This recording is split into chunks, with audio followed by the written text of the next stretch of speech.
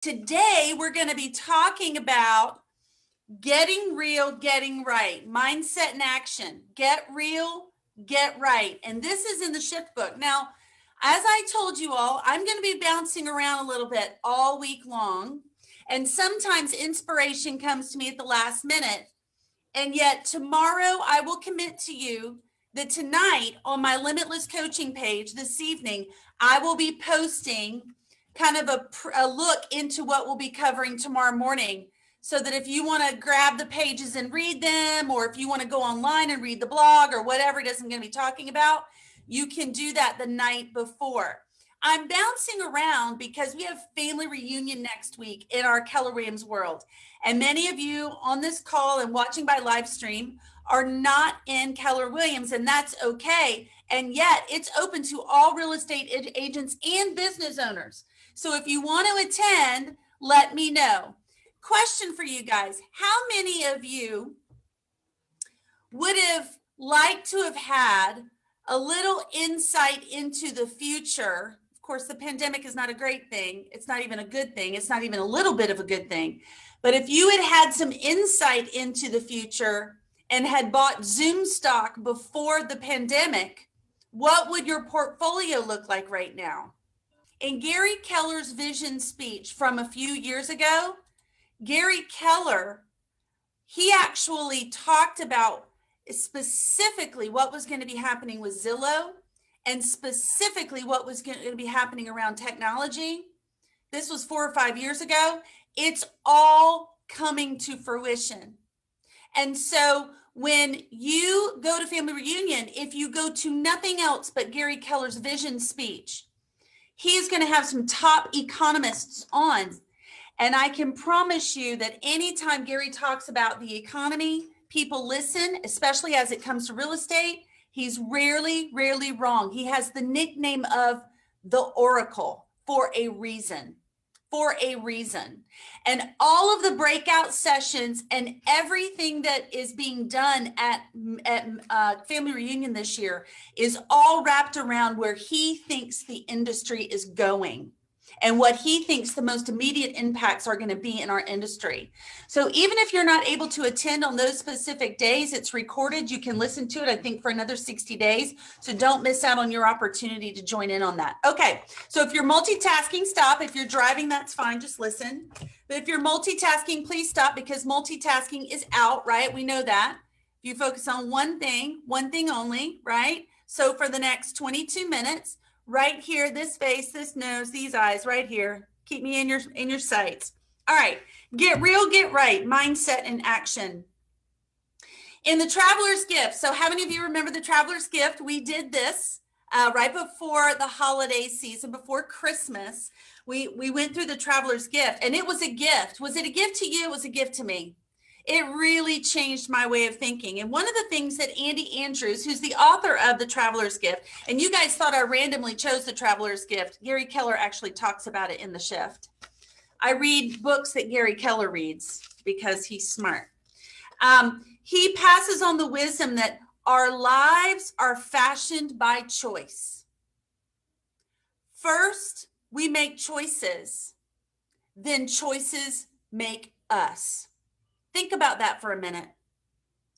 Our lives are fashioned by choice. First, we make choices, then our choices make us.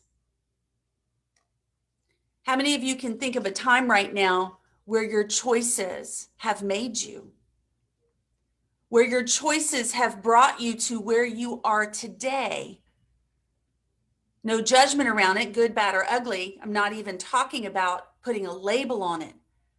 I'm just talking about the choices that you've made and because you are where you are today is because of the choices you make, right? So we've talked about that in The Traveler's Gift, how making no decision is still what? A decision.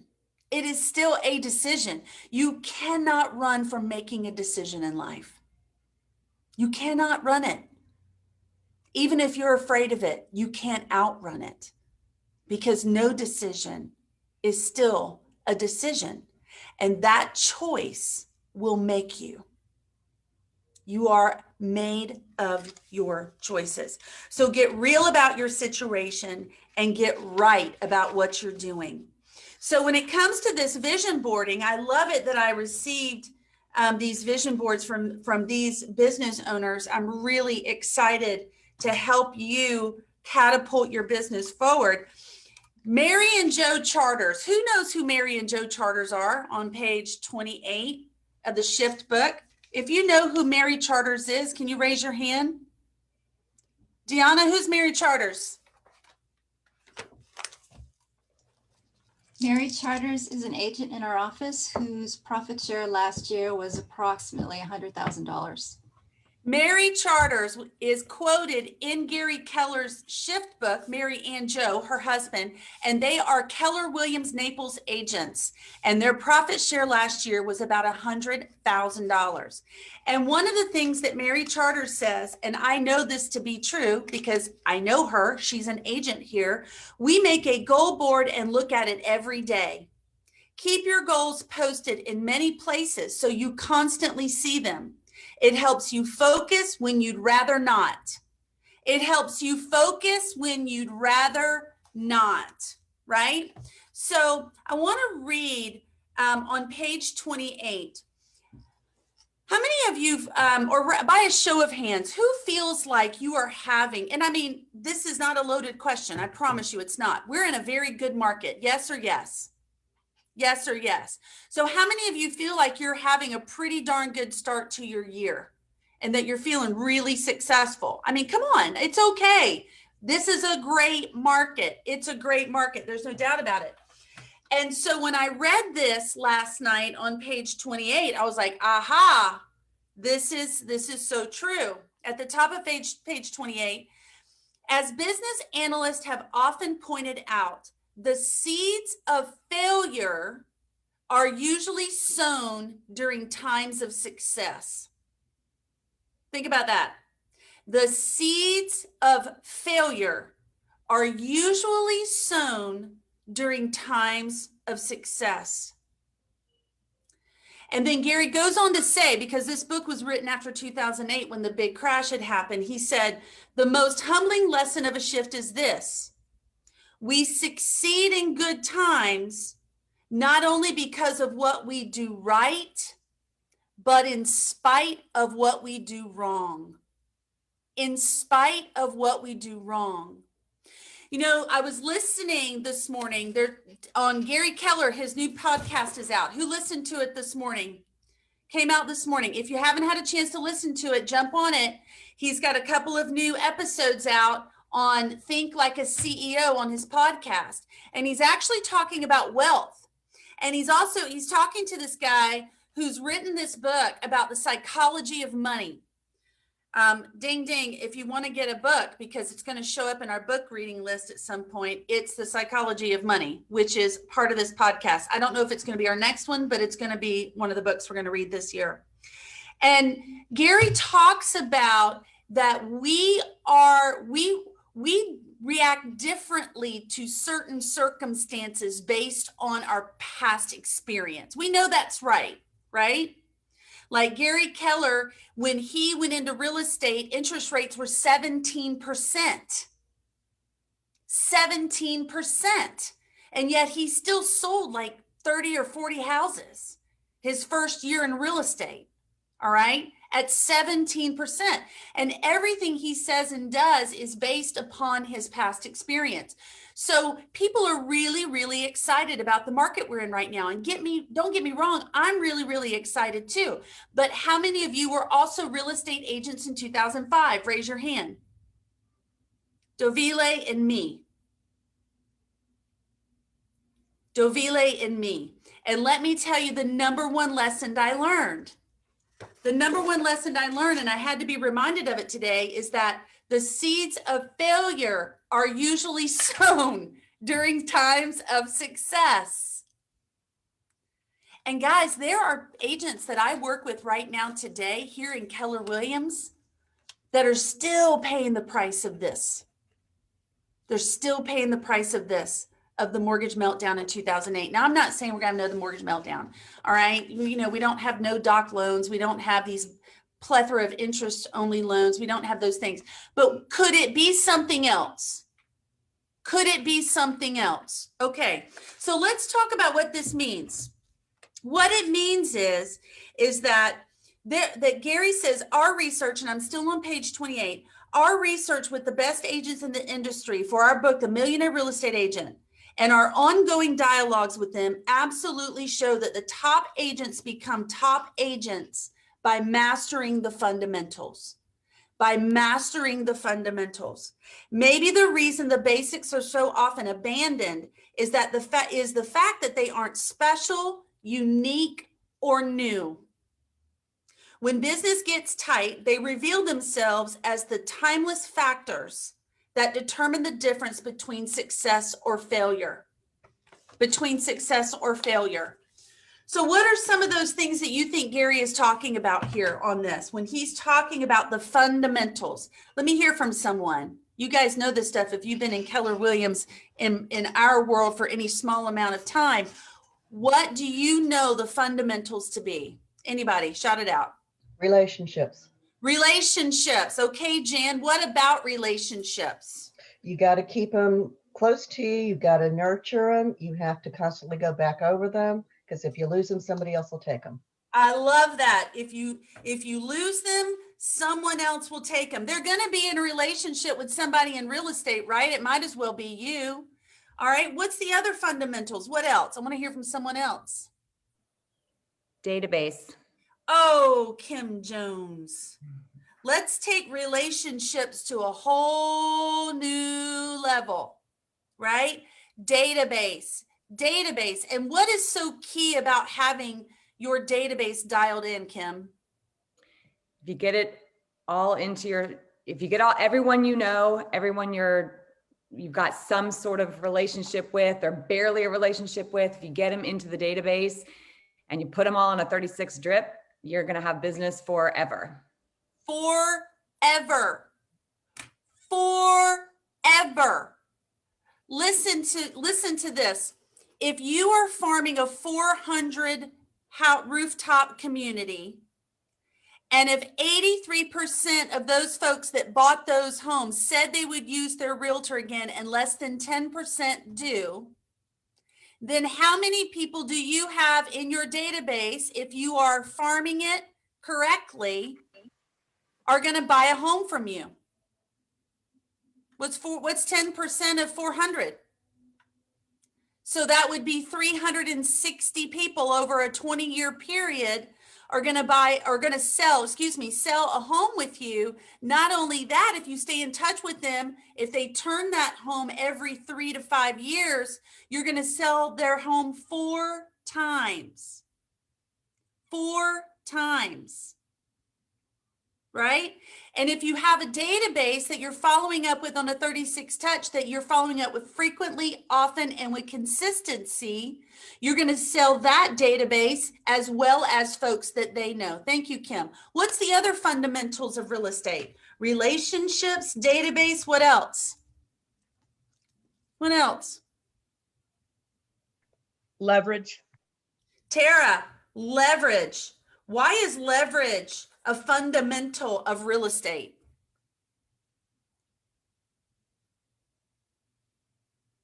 Tara, are you talking? Because you're muted. Sorry about that. That's all right.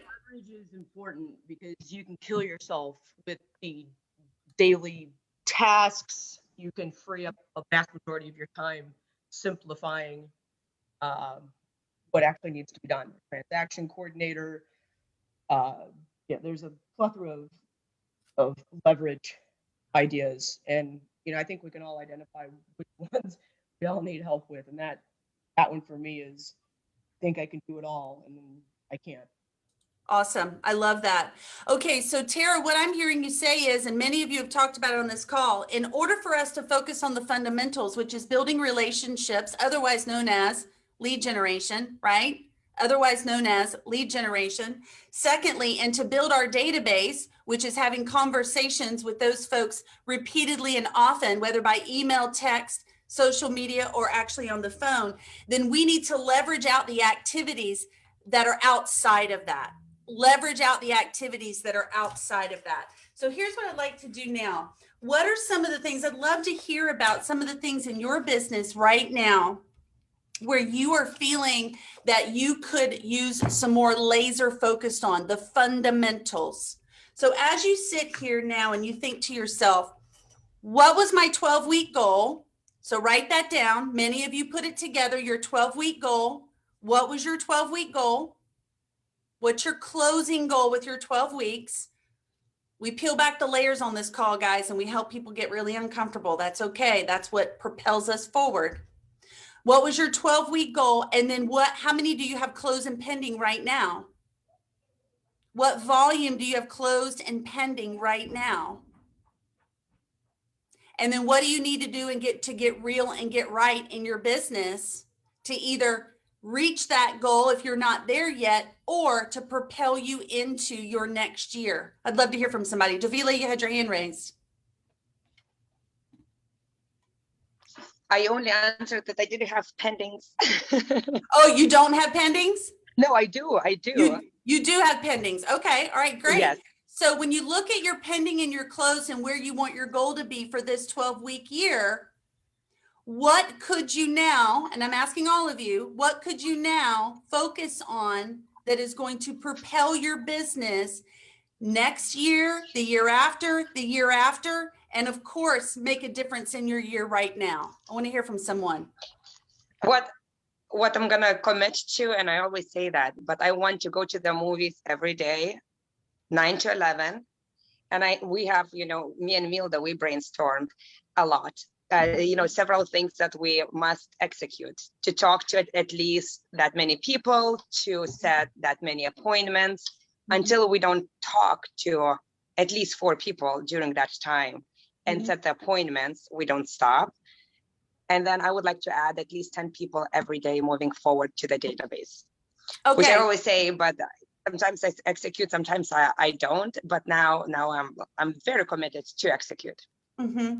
So here's the thing, Davila, thank you for sharing that. Thank you for sharing, being vulnerable and sharing that, because here's the thing, guys. One of the fundamentals that Gary's talking about here that's not sexy and it's kind of boring and it's not unique and it happens every day is lead generation. Everyone wants to understand how to be successful in real estate. Everyone wants to understand that. And we also want to say that we want to have the success that other people have. And yet, are we willing to do what other people have done to get it? Right? Are we willing to do what other people have done? Morgan came to me the other day and she's like, all right, I've had 8 conversations. And she's like, this, I didn't set an appointment and I don't know if this is working and blah, blah, blah, blah, blah. But you know what? It is working because she's had more success and added more people to her pipeline that she can continue to follow up with. And over time, that's going to show up and lend itself to big results. And yet, probably the most frustrating part for me as a coach is how many of you actually get off this call and do that, right? So accountability belongs to who? Me. It belongs to me. So you choose what your life is going to be like.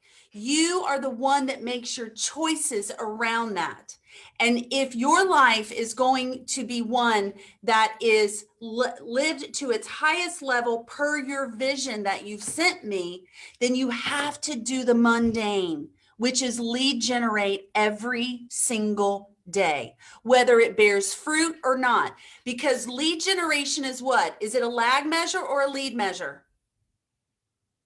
It's a lead measure. And what can we control? What can we control? Our actions. Our actions. Our actions. We can control our lead measures. So when we get back to it, it's the same thing over and over and over again. It comes back down to lead, generate, and database. Now, why does that not happen for us every day or 85% of the time? Because the author told us in the 12-week year that if you get to the end of the day and you give yourself a score on how you did on your daily goals, if you're at 85% or above, then you're rocking it. You guys remember that? So perfection doesn't exist. You don't have to be 100% every day. 85% is the target. So if you get to the end of your day every single day and you've hit your target at 85%, then you have moved the needle forward towards to your life by design. And the only way to do that, because every day when you get up, you're not going to feel like it, is to have a powerful, powerful vision that you put in front of you so that you can hold yourself accountable and you can choose that life that you want to live. And here's what I want for you today. For every single one of you to choose the right thing. Choose the right thing. Make yourself take the first step. Pick up the phone, make the call. So Davile, if your goal is to add 10 people to your database every day, then that means you have to have 10 new conversations today. And the best time to have those 10 new conversations is before 11 o'clock. You are at your highest level of being able to execute on a hard goal between 9 and 11 in the morning. So if you choose to put it off until this afternoon, chances are you won't get to it this afternoon, right? Right? Okay. So if you're responsible, and here I'm going to take you back one more time, and I'm going to leave you with this, and we're going to get on the phone. Put a camera on your shoulder. So imagine today, some of you know what I'm getting ready to say. You got a camera on your shoulder. And at the end of the day, you're going to play this video for your children or your grandchildren or the people in your life that you have the highest level of influence over. And that highlight reel is either going to show them what's necessary for them to do to achieve the results that they desire or not. Which highlight reel do you want to show your children at the end of the day? The people that you influence at the end of the day, the people that matter to you, the people that on that vision board are going to be impacted the most. Do you want to show them the highlight reel of just working in the business? Or do you want to show them the highlight reel of working on the business, growing the business? Do you want to show them the activities that are necessary to be successful, the mundane activities that must be done every day? Or do you want to show them that success is just getting lucky and it's just a chance? There's a little bit of luck in being successful. But we also know that luck is what happens whenever you're in the motion of working on your success. Okay? So we've got 26 people on this call, and we've probably got another 20 or 30 on watching by live stream. And so what I'd like for you to do today is to focus on your lead measures. Between 9 and 11 this morning, shut the world out. Don't talk to people. Don't have just conversations with folks that are not useful. Build a moat around your day. Don't let anyone disturb you, and commit to the conversation, commit to building the relationship, and commit to adding those folks to your database and taking control of the actions that will grow your business. Because guys, let me tell you something. When the market shifts and you've got 3,000 people in your database that you have on a 36 touch that you touch 2 or 3 times a month, guess who's not going to be worried about where their business is going? That person. The person that just focused on getting lucky. This buyer came in here, this buyer came in here, this listing came in here, and I really don't know how it happened. It just happened. That luck's going to run out. And I want everyone on this call to be here 20 years from now in this business, if you choose to, and living your life by design. I'll see you all tomorrow morning. I hope this was helpful. For those of you that sent me your vision board, I'll be sending out your times for us to meet. I'm so excited. Talk to you soon.